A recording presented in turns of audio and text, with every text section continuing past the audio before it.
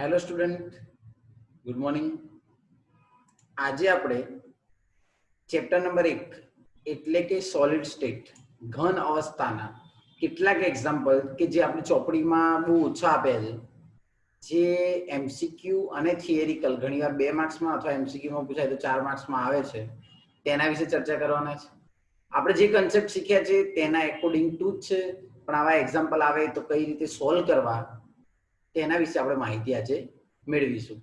Live લેક્ચરમાં આમ તો આ સમજાયા હતા, પણ આમ છતાં 10 એક્ઝામ્પલ મેં મારી રીતે કાઢ્યા છે કે જે તમે એઝ અ લેક્ચર ભણી શકો અને એની પોતાની એક નોટ્સ બનાવી શકો, જેથી તમે એક્ઝામ ટાઈમે રિવિઝન કરી શકો. એ અર્થે આ લેક્ચર બનાવવામાં આવ્યો છે.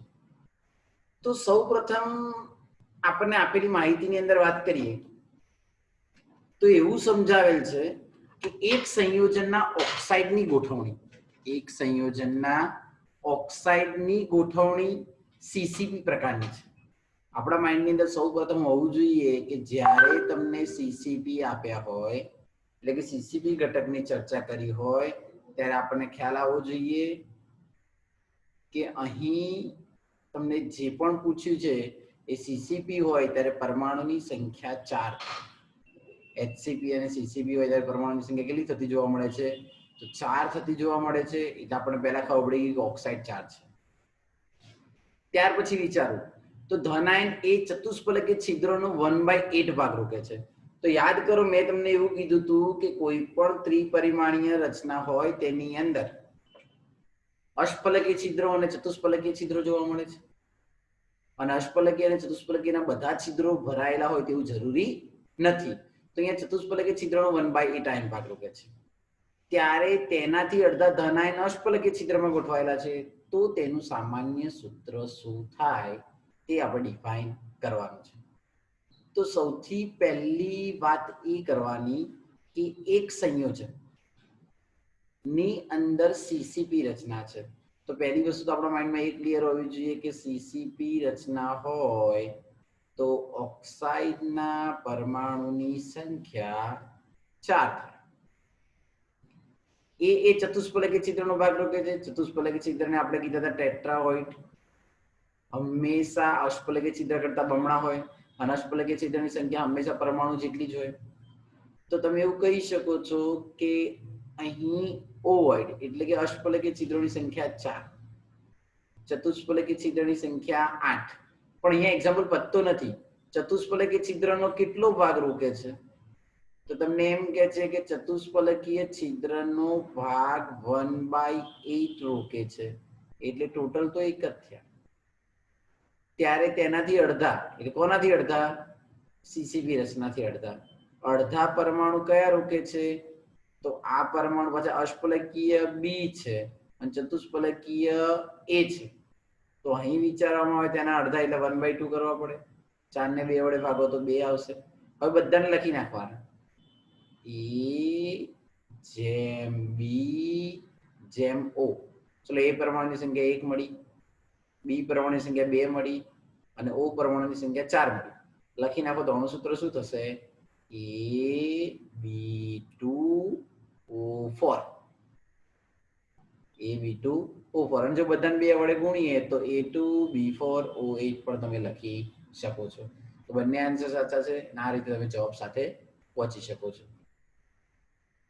ત્યાર પછી આગળ વાત કરીએ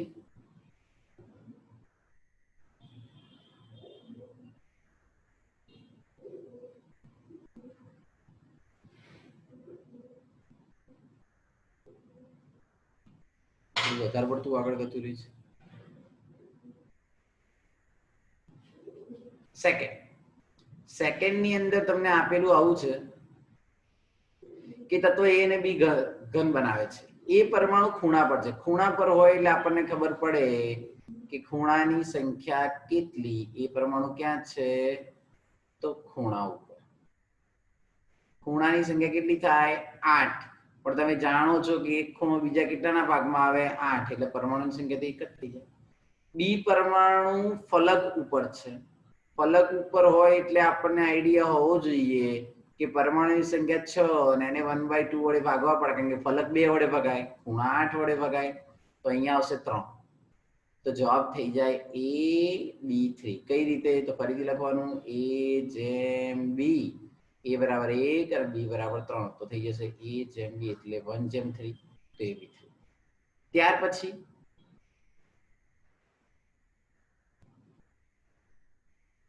આગળ વાત કરીએ તો એક્ઝામ્પલ નંબર 3 માં તમને કંઈક આવું સમજાવે છે કે ફલક કેન્દ્રિત પરમાણુ A પરમાણુ ફલક પર તથા ખૂણા પર છે બે જગ્યાએ છે ફલક ઉપર પણ છે અને ખૂણા ઉપર છે બી પરમાણુ બીસીસી માં અષ્ટફલકી છિદ્રમાં આવેલા છે તો તેનું અણુસૂત્ર શોધો ચલો ફરીથી એ પરમાણુ ખૂણા પર છે એટલે 8 × 1/8 = 1 બરાબર છે ફલક પર પણ છે તો 6 × 1/2 અને આવું યાદ હોવું જોઈએ ખૂણા હંમેશા 8 હોય ને 8 વડે ભગાય ફલક હંમેશા 2 વડે ભગાય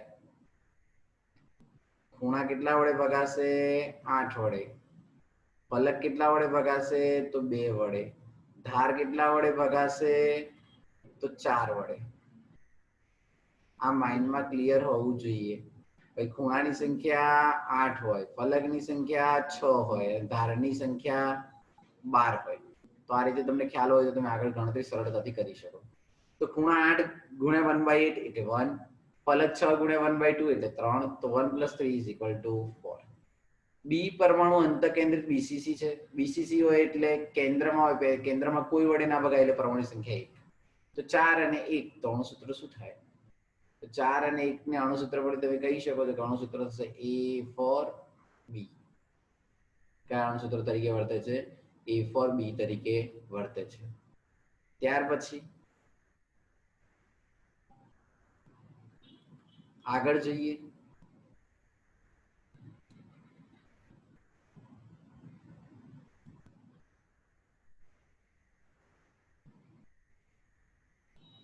એક મિનિટ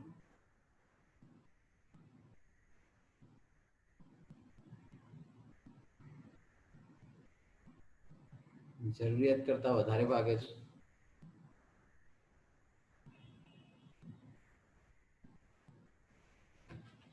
એક સંયોજન બે પરમાણુ x અને y નું બનેલું છે ચલો સારી બાબત છે x અને y નું બનેલું છે x પરમાણુ ઘનના ખૂણા પર છે ચલો x પરમાણુ ઘનના ખૂણા પર હોય તો ફરીથી એકવાર 1/8 × 8 = 1 y પરમાણુ અંતકેન્દ્રમાં છે અંતકેન્દ્રમાં હોય તો પરમાણુની સંખ્યા એક જ થાય એમાં વિચારવાનું ના હોય તો અણુસૂત્ર થઈ જાય xy અને અહીંયા જેમ લખી દો તો 1:1 તો અણુસૂત્ર શું કહી શકાય xy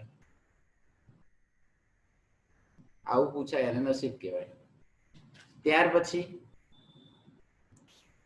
એક્ઝામ્પલ નંબર 5 એક ઘન AB NaCl જેવું બંધારણ ધરાવે છે એ પરમાણુ ઘનના ખૂણા પર આવેલા છે જો એક જ અક્ષ પર આવેલા બધા જ ફલક કેન્દ્રિત પરમાણુને દૂર કરવામાં આવે તો તેનું અણુસૂત્ર શોધો ચલો ફરીથી એકવાર એક ઘન જીવ બંધારણ એટલે કે NaCl જેવું બંધારણ ધરાવે છે NaCl જેવા બંધારણની અંદર આપણને ખબર છે કે પરમાણુની સંખ્યા કેટલી હોય તો NaCl છે FCC જેવું બંધારણ ધરાવે એ પરમાણુ ખૂણા પર એક જ અક્ષ પર આવેલા અક્ષ એટલે જે x એક્સિસ લઈએ એના પર આવેલા ફલક કેન્દ્રિત ના બધા પરમાણુ દૂર કરવામાં આવે તો અણુસૂત્ર શું થાય તેના વિશે આપણે માહિતી મેળવવાની છે તો ચલો પહેલી વસ્તુ એ કોના જેવું બંધારણ ધરાવતું કીધું ભાઈ તેમ કીધું છે NaCl જેવું બંધારણ ધરાવે છે સરસ કયો પરમાણુ છે તો A અને B તેની અંદર વિચારવામાં આવે તો તમને એવું સમજાવ્યું છે કે એ પરમાણુ એક મિનિટ ચાલુ રાખજો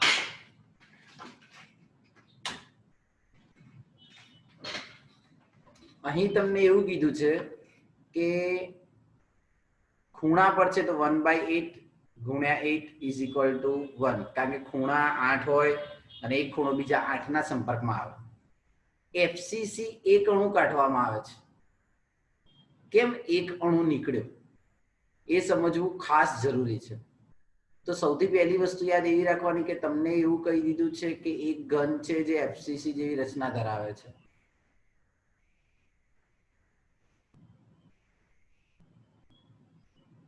અને FCC એટલે કે NaCl જેવી રચના ધરાવે છે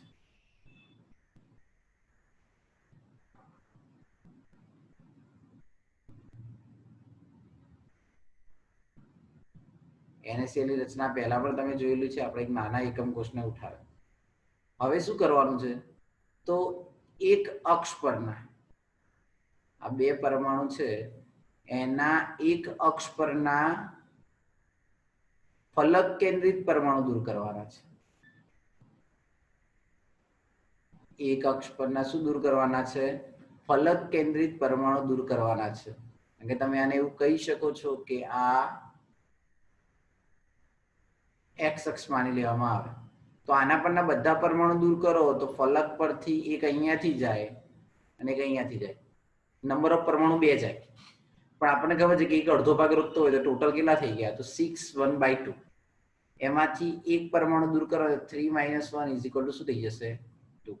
ફરી જો તમે સિમ્પલ વસ્તુ વિચારો, 6 પરમાણુ છે. 6 પરમાણુ, એક અહીંયા ફલકના પરમાણુ કેટલા હોય? તો 6. એક ઉપરની બાજુ, એક નીચેની બાજુ, એક આ બાજુ હોય, એક આ બાજુ હોય, એક આ બાજુ હોય, એક આ બાજુ હોય. ટોટલ 6 પરમાણુ હોય. એમાંથી એક અક્ષને દૂર કરો એટલે 2 દૂર થઈ જાય તો કેટલા બચ્યા? 4. એક કેટલા વડે ભગાય? 1/2 વડે. તો પરમાણુ સંખ્યા કેટલી થઈ જાય? 2. આ રીતે પણ ગણી શકો છો અને આ રીતે પણ ગણી શકો. Both are right. તો ખૂણાના 1 અને નાના 2 એટલે એના પરમાણુની સંખ્યા કેટલી થઈ ગઈ? તો 3. ધારી ઉપર પરમાણુ હોય તો ધાર ઉપર પરમાણુ હોય ત્યારે હમણાં જ કીધું તમને કે ધાર 12 હોય ને 4 વડે ભગાય તો 3. અને બીસીસી હોય તો 1. તો 3 ને 1 પરમાણુ કેટલા થઈ જશે? 4. તો આ પરમાણુની સંખ્યા 4 છે, આ પરમાણુની સંખ્યા 3 છે. ચલો હવે બંને ભેગા કરીને જોવામાં આવે તો એ બરાબર તમને મળ્યા 3, બી બરાબર એફસીસી એટલે કે બીસીસી હતા એટલે 1 અને ધારના 1/4 વગર ગુણ્યા 12 એટલે 3 એટલે ટોટલ પરમાણુ 4. તો એના પરમાણુની સંખ્યા 3 થઈ અને બી પરમાણુની સંખ્યા 4 થઈ એટલે જવાબ આવશે D, A3B4. Once again repeat, ફલકના કોઈ એક અક્ષ પરથી, એટલે તમે છે ને અહીંયા આવું યાદ રાખો, આ સ્ટેટમેન્ટ નોટમાં લખી લેવું અથવા નોટ ડાઉન કરી લેવું. અક્ષ પરથી પરમાણુ દૂર કરવામાં આવે.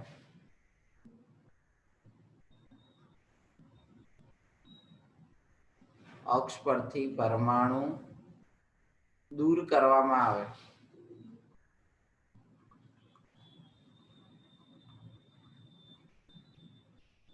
ત્યારે જો ફલક હોય ને તેમાંથી 2 પરમાણુ દૂર થાય.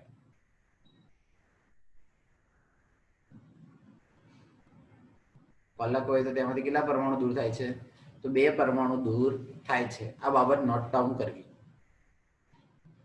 જેથી 2 પરમાણુ દૂર થાય ફલકના એટલે ભગાય 2 વડે એટલે 1 પરમાણુ દૂર થાય. ટોટલ પરમાણુ 3 હોય, 3 માંથી 2 દૂર કરવામાં, 3 માંથી 1 દૂર કરવામાં આવે તો 2 બચે. 2 પરમાણુ એ અને ખૂણાના 1/8 1 તો ખરા એટલે આના 3. અને પછી એમ કે છે કે બી પરમાણુ NaCl જેવું બંધારણ ધરાવતો તો ધાર ઉપર હોય અને કેન્દ્રમાં હોય. ધાર ઉપરના 12/4 એટલે 3 અને પેલાની અંદર કેન્દ્રનો 1 એટલે ટોટલ પરમાણુ 4 તો A3B4 અણુસૂત્ર થતું જોવા મળે.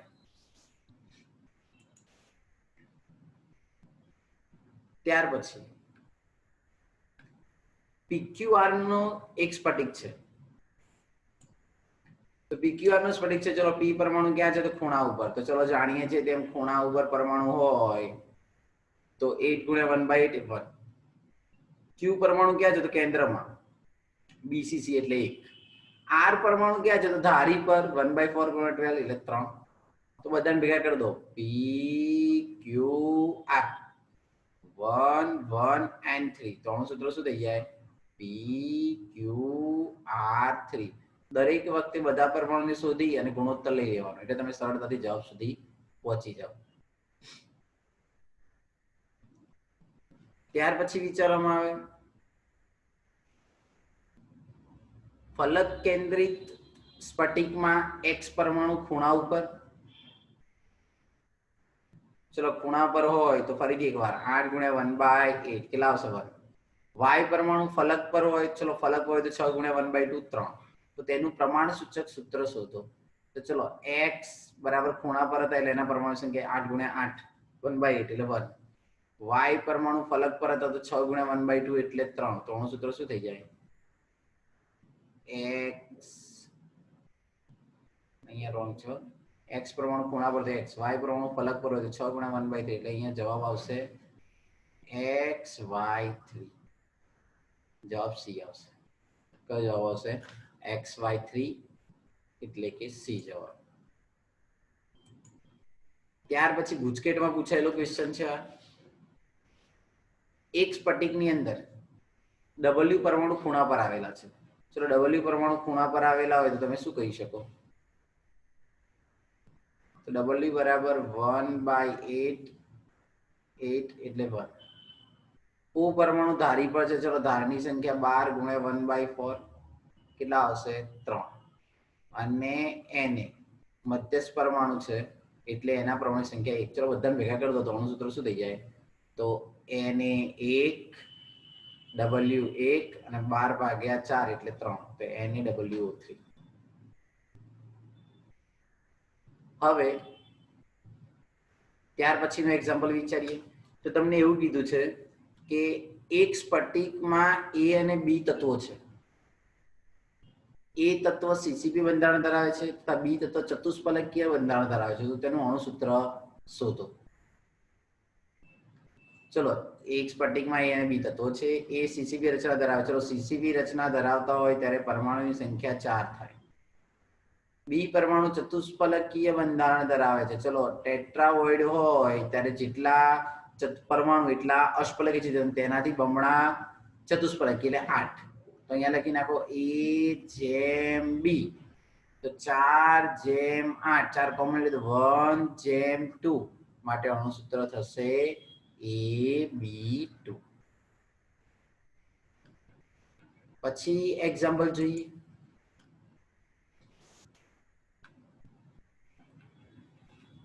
તત્વોમાં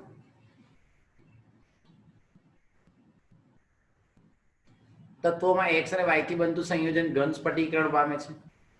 તેમાં X પરમાણુ ઘનના ખૂણા પર છે, Y પરમાણુ ફલક કેન્દ્રિત હોય છે. તો સંયોજનનું અણુસૂત્ર શોધો.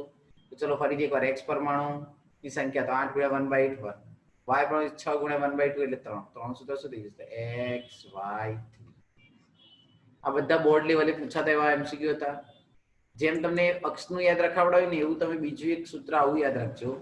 જ્યારે કોઈ એક વિકર્ણ પરથી પરમાણુ દૂર કરવામાં આવે ને, કયા અંતવિકર્ણ પરથી, ત્યારે હંમેશા અષ્ટફલકીય છિદ્ર હોય ને એટલે કે ઓવોઇડ હોય ને એ 1 દૂર થાય, ખૂણા 2 દૂર થાય અને ચતુષ્ફલકીય છિદ્ર પણ 2 દૂર થતા જોવા મળે જ્યારે કોઈ અંતકેન્દ્રના અક્ષ પરથી પરમાણુ દૂર કરવામાં આવે ત્યારે. પણ એવું એક્ઝામ્પલ આવશે ત્યારે ચર્ચા કરીશું. ખાસ આ 10 એક્ઝામ્પલને પ્રોપર સમજવા. બોર્ડ લેવલે આવા પૂછાય તો આવડતા હોવા જોઈએ અને પૂછવાની મેક્સિમમ શક્યતા ધરાવતા ક્વેશ્ચનો છે. તો આ બધા ક્વેશ્ચનો વિશે આપણે ડિટેલમાં ચર્ચા કરી અને તમને સમજાવ્યા, જેના વિશે વધુ તમે સમજશો. અને આવા બીજા કોઈ ક્વેશ્ચનો તમે સોલ્વ કરો છો અને નથી આવડતા તો વોટ્સએપમાં મેસેજ કરી અને પૂછી શકો છો. Thank you.